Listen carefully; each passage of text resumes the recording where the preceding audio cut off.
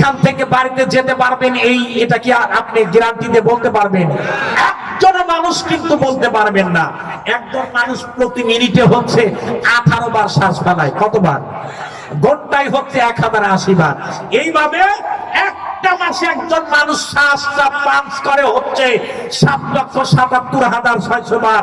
এই 7,77,600 বার থেকে একটা বারের জন্য যদি আপনার এই শ্বাসটা পাঞ্চ করা আমার আল্লাহ বন্ধ করে দেয়, আপনিও কিন্তু ড্যান্ডাবারবাসী, আপনিও কিন্তু লাশের কাতারে শামিল হয়ে যাবেন। আপনার সন্তান কিন্তু আপনার শরীর থেকে জামা কাপড় গুলা খুলবে।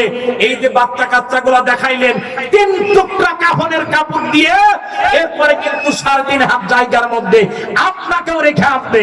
ঠিক কিনা জোরে বলেন?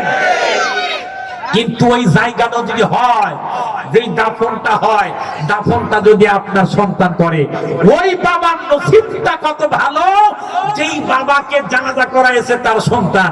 একটু আওয়াজ দিয়ে বলবেন ঠিক কিনা। এখানে লিখেছে যে উনি আল্লাহর কাছে নিয়াত করেছেন, আল্লাহ পাক উনি মরে যাওয়ার পরে হচ্ছে তার স্ত্রীর গর্ভ থেকে একটা ছেলে সন্তান দুনিয়ার মধ্যে আসছে। একটু আলহামদুলিল্লাহ বলেন। পয়গম্বর হযরত মুসা আলাইহিস সালাতু ওয়াস সালাম একটা কোথাও যাচ্ছিলেন, সেই কবরস্থানে, যেই কবরস্থানে তাকে দাফন করা হয়েছে, আহলে সুন্নাত ওয়াল জামাতের আকীদা হচ্ছে কবরের মধ্যে যারা থাকেন এদের মধ্যে যদি আযাব হয়, এরপরে যদি জান্নাত না আযাব না হয়, আমাদের যারা নবী তারা জানেন। এটা জানাই কে বলেন তো দেখি?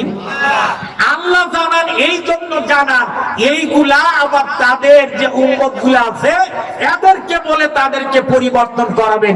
এই জন্য এটা আমাদের বিশ্বাস, এটা আমাদের হচ্ছে ঈমানি বিশ্বাস। ঠিক কিনা ধরে বলেন?